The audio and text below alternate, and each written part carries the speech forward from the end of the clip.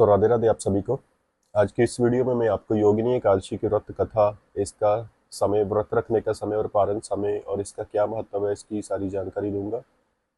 तो सबसे पहले मैं बताना चाहूँगा कि जो लोगों के बीच में थोड़ा सा कन्फ्यूज़न चल रही है कि ये वाला जो व्रत है योगिनी एकादशी का 10 जुलाई या 11 जुलाई को रखा जाएगा, तो इसके बारे में क्लियर बात कर लेते हैं। तो सबसे पहले मैं ये बात करता हूँ कि योगिनी एकादशी जो 2026 सन में है 10 या 11 जुलाई को पड़ रही है। तो इसमें बताया गया है कि साल 2026 में तिथियों के समय के कारण व्रत की तारीख को लेकर थोड़ा सा अंतर आ रहा है। बता दें कि इस बार शास्त्रों के अनुसार गृहस्थ जन और वैष्णव संप्रदाय अलग अलग दिन व्रत रखेंगे। एकादशी व्रत का पूर्ण फल तभी मिलता है जब इसका पारण सही समय के ऊपर और सही नियमों के साथ किया जाए। योगिनी एकादशी व्रत 10 जुलाई और 11 जुलाई दोनों दिनों को मनाया जाएगा, क्योंकि अलग अलग संप्रदाय के लोग इसको 10 और 11 जुलाई को मनाएंगे। आषाढ़ कृष्ण एकादशी का प्रारंभ 10 जुलाई 2026 शुक्रवार को सुबह 8:16 से होगा और एकादशी तिथि समाप्त 11 जुलाई 2026 शनिवार को सुबह 5:22 तक रहेगी।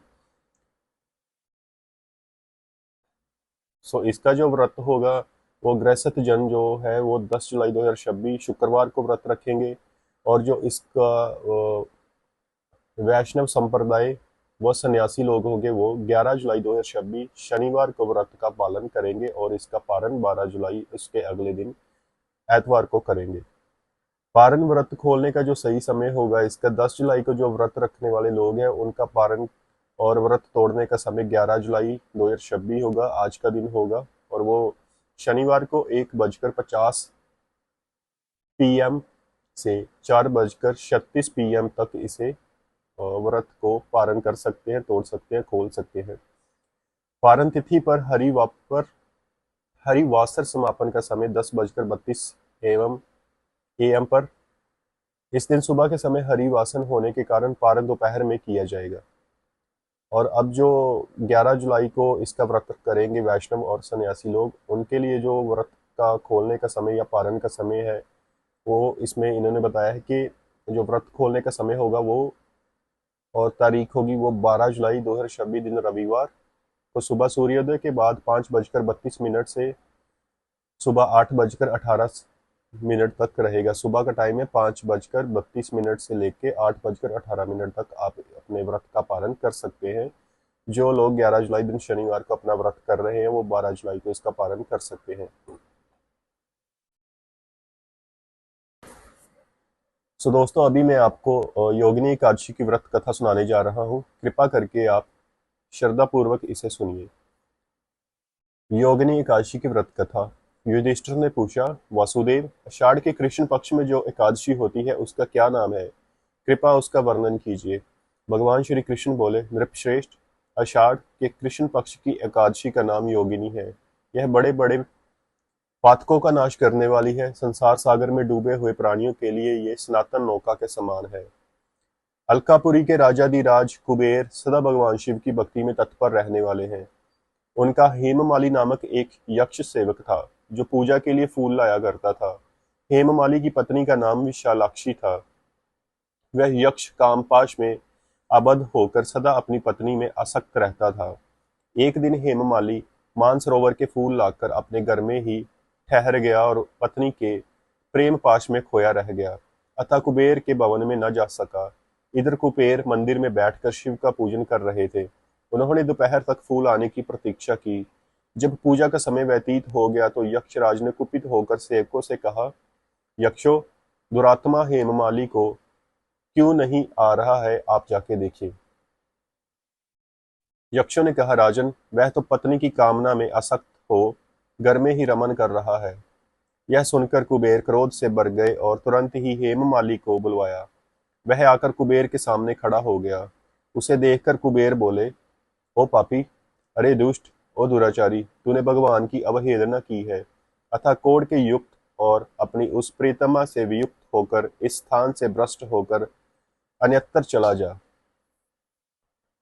कुबेर के ऐसा कहने पर वह उस स्थान के नीचे गिर गया। कोढ़ से सारा शरीर पीड़ित था, परंतु शिव पूजा के प्रभाव से उसकी स्मरण शक्ति लुप्त नहीं हुई। तदनंतर वह पर्वतों में श्रेष्ठ मेरुगिरी के शिखर पर गया। वहां पर मुनिवर मार्कंडेय जी का उसे दर्शन हुआ। पापकर्मा यक्ष ने मुनि के चरणों में प्रणाम किया।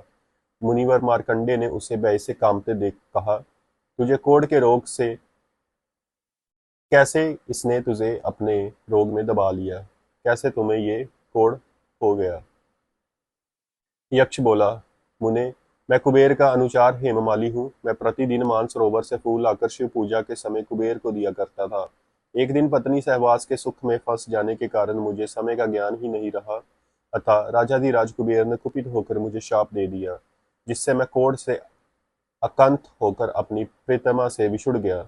मुनिश्रेष्ठ, संतों का चित्त स्वभावतः परोपकार में लगा रहता है। यह जानकर मुझ अपराधी को कर्तव्य का उपदेश दीजिए।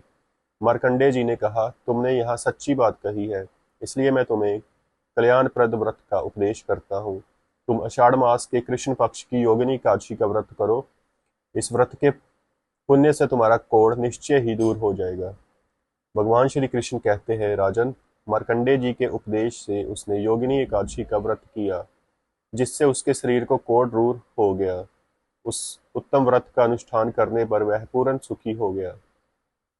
नृपश्रेष्ठ, यह योगिनी एकादशी का व्रत ऐसा पुण्यशाली है कि 88,000 ब्राह्मणों को भोजन कराने से जो फल मिलता है, वही फल योगिनी एकादशी का व्रत करने से मनुष्य को मिलता है। योगिनी एकादशी महान पापों को शांत करने वाली और महान पुण्य फल देने वाली है। इस महात्म्य को पढ़ने और सुनने से मनुष्य सब पापों से मुक्त हो जाता है। तो दोस्तों, ये थी योगिनी एकादशी की व्रत कथा। उम्मीद करता हूँ कि आपको इस वीडियो में सारी जानकारी मिल गई होगी।